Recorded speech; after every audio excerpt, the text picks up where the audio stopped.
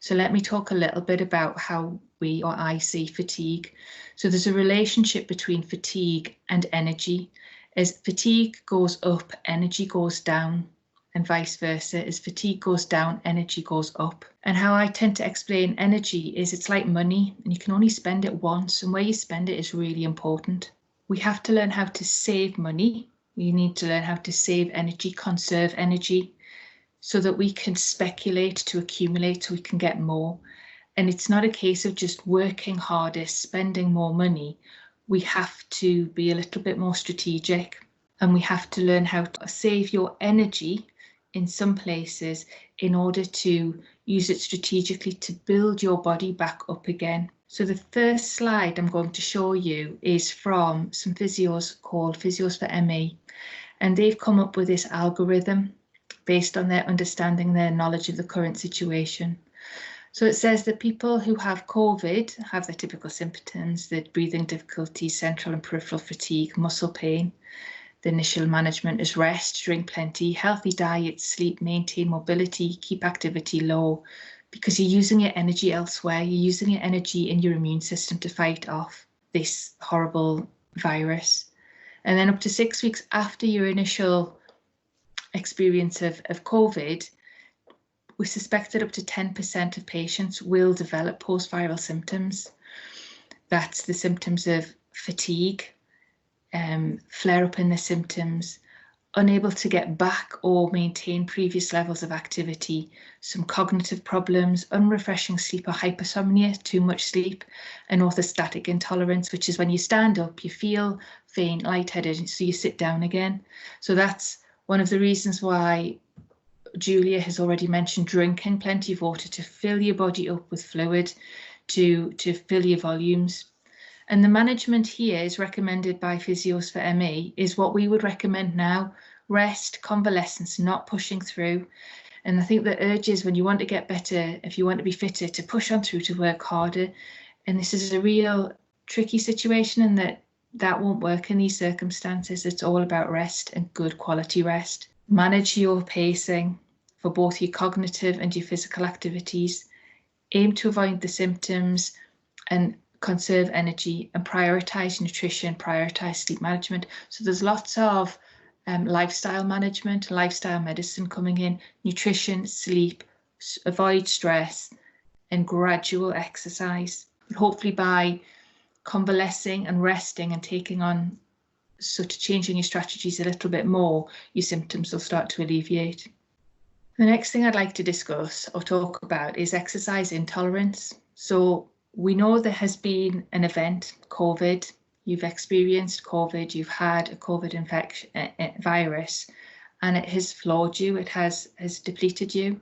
So there is a limiting factor here that we don't quite understand, but we have to work within, because there is an exercise intolerance, which is characterized by the development of undue fatigue at relatively low levels of exertion, and can be associated with fatigue, weakness of active muscles, lactic acidosis, and tachycardia in patients.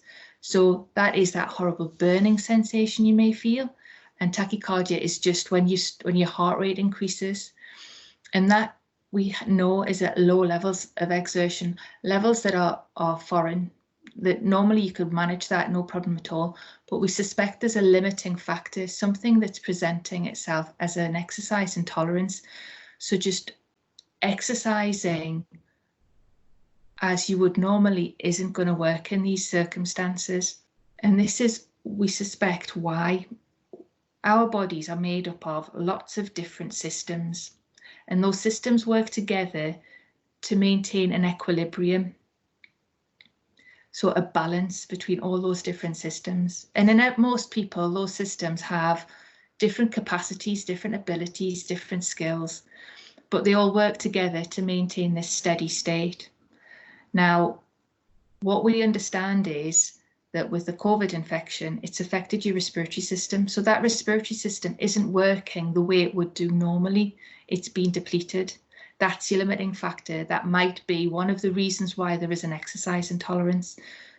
But I'm going to talk a little bit shortly about deconditioning, because you have not been able to respond, because you have been recovering from your COVID virus, you will not have been able to be as active as you once were. So other systems will also have depleted. Cardiovascular system, musculoskeletal system, and your nervous system will have depleted to some degree. And we'll talk a little bit about deconditioning. There's a principle called use it or lose it. We are as fit as the things we do. Before you became ill, you would have had a fitness level, and that fitness level will have changed because you'll have been flawed by this virus, and you won't have been doing the same activities as you would have normally done. So if I give you an example, a Premier League football player who trains day after day is Premier League football fit because he trains and that is how active he is. If that Premier League football player then gets a desk job and he's not training every day, but he's working at his desk, he's going to become less fit because he's less active. So the infrastructure his body has is going to reduce. His body doesn't need that kind of infrastructure anymore. So it's pointless his body maintaining it. So his body reduces that infrastructure and he then becomes desk fit. So he deconditions. If he gets an illness, then he'll decondition further. And I think that's what we are looking at here. So not only have we got an element of infection from the virus that's happened, that's depleted certain systems, we then have the deconditioning element that's reduced motor skill, reduced strength, flexibility, motor control. Proprioception is just your ability for your body to know where it is in space, when it's upright, where your hands are in relation to your feet, to your head, when your eyes are closed in the dark, and sensory processing ability, which is your ability to take on all of this information, sensory information, taste, touch, smell, hearing, in order to orientate and understand your environment. And a lot of those processes have been depleted and you can't move as fast or as quickly or as far as you want to. So that's reduced your cardiovascular capacity, the ability for your heart and your lungs and your blood vessels to pump the blood around your body as quickly as they once did, so you can respond as you once did. And that also reduces your mitochondria, which are tiny little structures in your cells that act as batteries. And just as we said about the Premier League footballer, as you don't need it, his infrastructure reduces. If you don't need as many mitochondria because you're not as active, you reduce the number of batteries in your body so that you don't have the same capacity to create energy. So all of this needs to be built back up again, and you possibly have to go back way beyond how fit you were just before you got the illness, and how deconditioned your body is now. And that takes a lot of adjusting and a lot of experimentation. So this is the exercise adaptation curve, and this is why it's really important to understand where your baseline level of fitness is. So obviously I can't see you. I know I'm talking to a wide audience. So your baseline level of fitness is, I lie in bed. So for me to then ask you to go and walk around the block is going to be a leap too far. But it might be for you, it might be that you are able to walk around the block, but you're feeling tired by doing so. So you need to understand where your baseline level of fitness is so that we can put in the appropriate challenge, that you can understand what the appropriate challenge might be, because you will fatigue and deplete after that challenge. Then you will start to recover. You will supercompensate here. And then you will have a new level of fitness. So then we can put in an incrementally harder challenge. And again, you'll fatigue and you'll deplete, and then you'll start to improve. So you can see here why it's really important to understand where your baseline is, because you are going to deplete during that time, and that's going to eat into your function.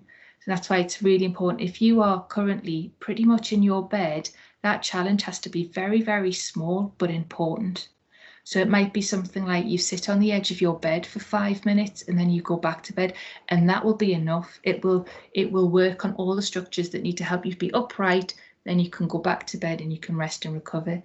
If it is that you're struggling to walk around the block, but that takes you 10 minutes, it might be that you decide, right, I'm going to walk. The challenge is going to be, I'm going to walk for 5 minutes, 2.5 minutes in that direction, 2.5 minutes back. See if that depletes you, then, but do you have adequate time to recover to find a new level of fitness? And we would say at the moment, I would give yourself a couple of days for this recovery process to happen. So if everything's working well, your trajectory, if you get your base, understand your baseline, and you get the right incremental challenge in place, your trajectory should be up, but it'll take a lot of experimentation and it might not look quite as neat as that. If we don't understand our baseline quite as well, this is the overtraining curve. We put a challenge in place, we fatigue and we deplete, as we said, as we start to as our bodies respond to the challenge and we start to restructure and put more infrastructure into our bodies. Then we have inadequate recovery and we reach a new baseline before we put a new challenge in. So if you're challenging yourself too quickly, one thing after another, your trajectory is going to be down. You're not going to be improving. So if that's where you can see yourself at the moment, I'm not improving, in fact, I'm getting worse. It might be that you're doing too much, or it might be that your baseline is booming and busting, as Kate has mentioned. So this is why it's really important that you listen to Kate's advice first, and then we can start to place in the challenges, the specific challenges that you might need. So this is another explanation of your current ability. With any activity you want to do, there's a physical demand to that activity. And you have currently a physical capability that you might still be exploring or trying to understand. And there's a relationship between those two things. So if your physical capability is beyond your physical demand, so say that we go back to the Premier League football player analogy, the Premier League football player can no doubt work at a desk job, no problem at all. The physical capability is beyond the physical demand, so there's no problem him doing that. If you were to ask a desk worker to go and play in a Premier League football player, it's unlikely he's going to be able to do that. And what's going to have to step in is some kind of process to allow him to work beyond his physical capability. And that process, that the thing that steps in, that entity, is adrenaline. So if you are currently working beyond your current physical capability, it may be you're using adrenaline to power you through as an energy process, and that's not sustainable. So if we go back to, say, somebody who has had COVID, if you are currently spending the majority of your time lying and sitting, but then your exercise challenge is walking around the block, it's possibly going to be far too much for you, beyond your physical capability, and adrenaline's going to have to kick in. So let me tell you a little bit more about adrenaline and the autonomic nervous pathway. So the autonomic nervous system sits within your central nervous system, and there are two pathways to it, sympathetic and parasympathetic. The sympathetic side is the fight or flight side, which most people have heard of. Most people have heard of fight, flight. But there's also freeze, faint, and flop. And on the other side, the parasympathetic side, is your restoration and repair.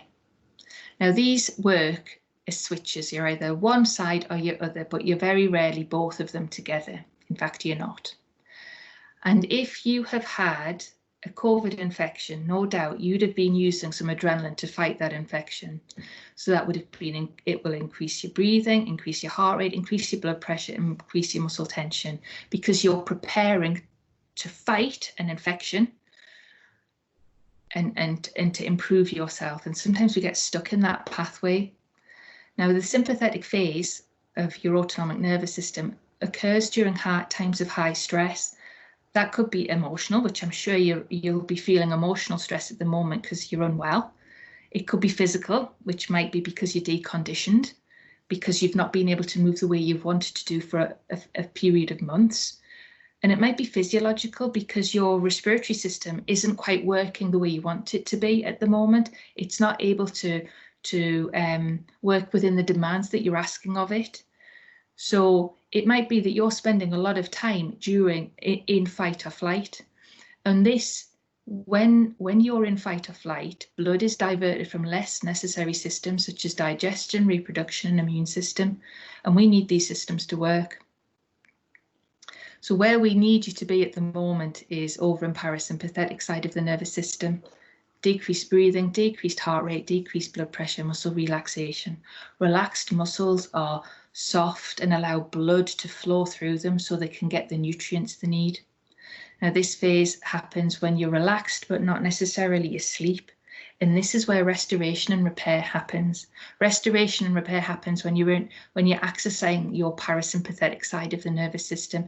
You can't rest, you can't repair, and you can't restore your body whilst you're in fight or flight, which is why we really advocate learning how to rest and repair your body as a priority, as opposed to trying to push through and keep moving. So this is my final slide, bringing it all together. So what is paramount is you understanding where your baseline is. What is it that you can do on a regular basis that doesn't push you over your limits, that doesn't make you feel so unwell? And that's the place you need to start at. So that might be, I'm in bed most of the time. You might want to start thinking about sitting up. If you're sitting up in bed, you might want to sit over the edge of the bed for short periods of time. If you're able to sit over the edge of the bed, maybe progress to a chair, spend longer in a chair. If you're in a chair, then maybe spending more time gently walking. Just gradually, 5 minutes, come down, come back and sit down. That's how gradual it has to be. And only you can understand your baseline and what it is that sort of tips you over the balance. But again, that's quite complicated. You might want to start making some, creating some activity diaries, as Kate mentioned. Then what I would advocate is you work on your components of movement, you work on your strength, you work on flexibility, you work on stamina, and you do this incrementally. In the same way as athletes would work on incremental gains, it's the same here. To work on strength, you are sat in your chair and you just choose to stand up from that chair 3 times in quick succession. And then you rest for a couple of days and see how you respond to it. If you're okay, then maybe you can do 3 reps every day. And if you're okay with 3 reps, then you increase it and building that up gradually. If you can walk for 10 minutes, but it just tips you over the edge and makes you feel worse, bring it down to 5 minutes, build up from 5, and then incrementally, just a minute increase. Do that for a few days, see how you respond. If that is just too much for you, then 30-second increases. It's all about going very slowly and very gradually. And the main thing to think about is you start low and you go slow. So you add something, take some time to see how you respond to it. If it's been too much, pare it back. If you've managed, increase it ever so slightly and think about that exercise adaptation curve. I hope that's helped, and good luck. I wish you the best. Thank you.